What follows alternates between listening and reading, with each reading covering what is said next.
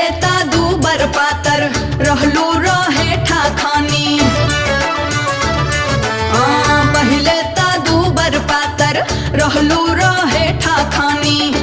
कौना चौकिया के खाए लगलू आटा ए सखी हो गईलू पाठा।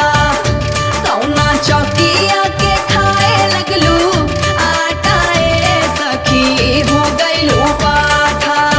कोरा मेले के सोया होरलिस पिया वेले। कोरा मेले के सोया होरलिस पिया वेले। देवरा